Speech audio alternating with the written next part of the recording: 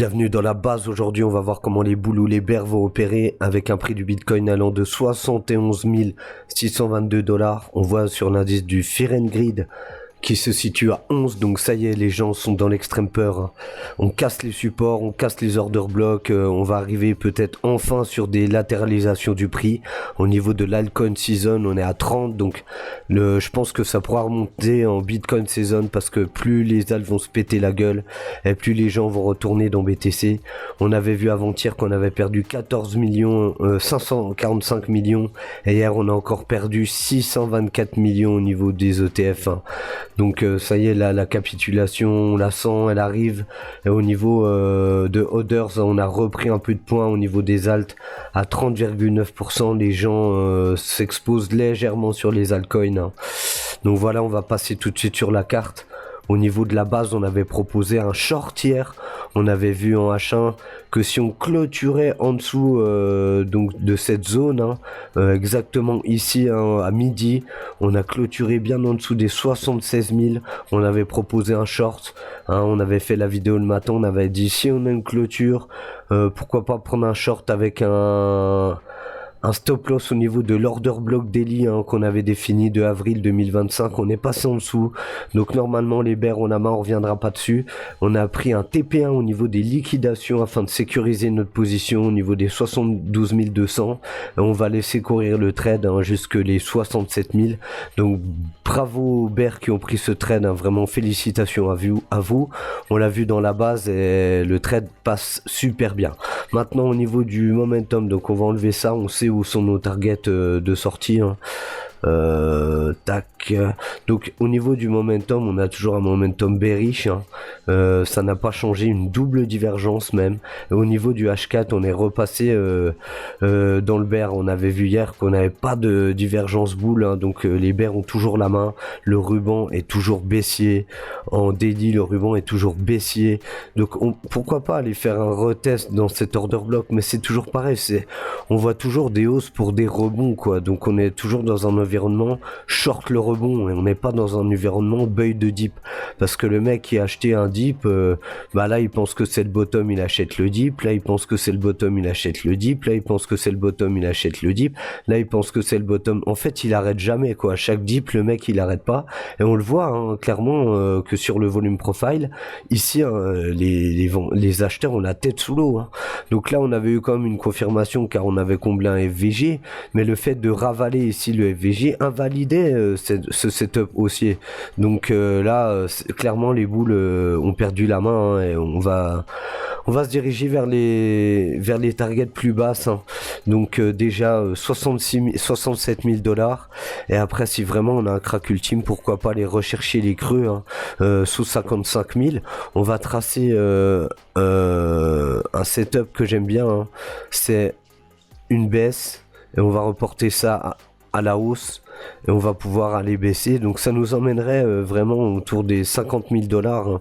Donc on atteindrait, on irait péter le creux de août 2024, sans doute, parce qu'on est en bear market les gars, et nous on l'a affiché dans la base depuis cette cassure ici, depuis les 108 000 on avait comme une target base. Donc j'ai une chaîne TikTok, on m'indique comme quoi on attend les 108 000, des retours à 95 000, mais pour l'instant les gars on n'y est pas. Déjà passé 78 000, passé 82 000, chaque chose en son temps, vraiment. Voilà, au niveau du Ekenashi on avait vu un super setup bear au niveau des deux bougies rouges ici, un setup validé avec un stock RSI qui descend.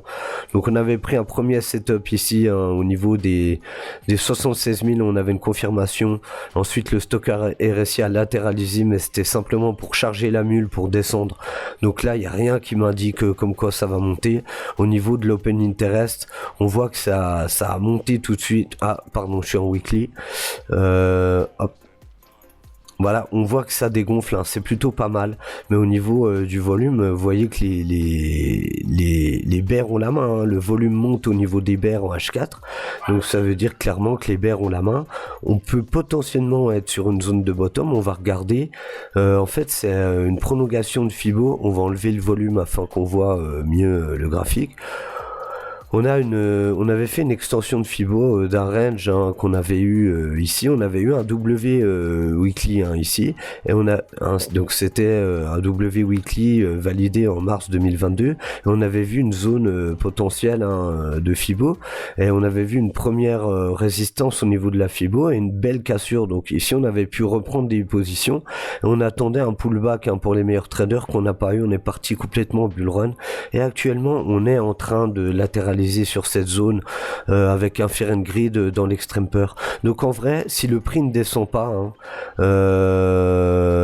si le prix ne descend pas et ne fait un pullback, c'est pas dit qu'on ait encore une continuation baissière pour aller chercher les 50 000.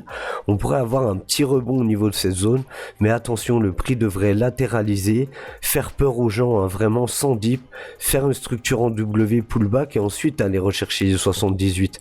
Et là, je serais peut-être d'avis à ce qu'on dise qu'on est posé un bottom pour un rebond, mais c'est que du provisoire. Maintenant, on va passer au niveau donc du long short ratio. On avait vu hier que ça longuait comme des malades, et on avait déterminé la zone ici des 72 600 ensemble pour les liquidations. Donc on voit que le prix a été respecté. On a défoncé encore des boules, on n'arrête pas de défoncer des boules, c'est impressionnant. Ça longue à levier, on voit qu'en spot ça décharge, donc il n'y a pas de personnes qui rentrent en spot. Là ça commence à peine à charger, mais voilà, bon, les futurs ils se font éclater. Donc hier ils ont essayé de choper du long, on le voit ici, mais ils se font complètement défoncer, donc le prix dégonfle, donc ça c'est plutôt pas mal. Il faudrait que ça dégonfle vraiment au niveau du funding. On a repris de la force. À chaque fois que ça descend, le funding monte, donc là c'est pas prêt de s'arrêter au niveau de la baisse. On va viser nos targets des 67 000 déjà.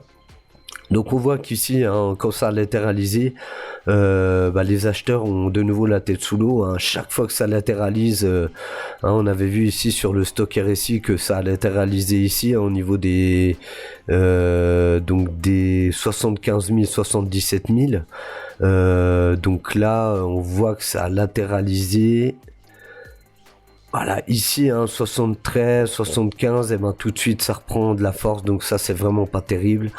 Au niveau donc voilà, du volume profile 72, 74, les boules ont la tête sous l'eau, on a un trou dans le volume profile à 71 440, c'est ce qu'on est en train de voir, mais là les vendeurs ont toujours la main. Au niveau du long short ratio, voilà, là ça relongue ou ça reshort à levier, on peut pas trop savoir, mais là en tout cas on voit que les gens s'activent sur le levier au niveau de ce dip, donc pour moi c'est plus des longues, on va aller vérifier ça. En tout cas on voit que les bears ont la main depuis les 78 600 jusqu'aux 76 000, là on a un petit trou dans le volume profile au niveau des 75, donc pourquoi pas les rebondir, voilà, au niveau des 75. Donc c'est vraiment voilà la zone qu'on avait définie ou de potentiel bottom, on va la noter cette zone. Voilà, donc ça serait ni plus ni moins qu'un rebond pour aller retaper cette zone en pullback. Donc là vraiment on va mettre les dollars pour les longues, et là on va enlever cette zone parce qu'elle a été TP. Maintenant on n'a plus besoin de la garder. Voilà, ici on sait que maintenant qu'on a de la liquidation shorter, parce que ça short quand même. On va repasser sur cette carte.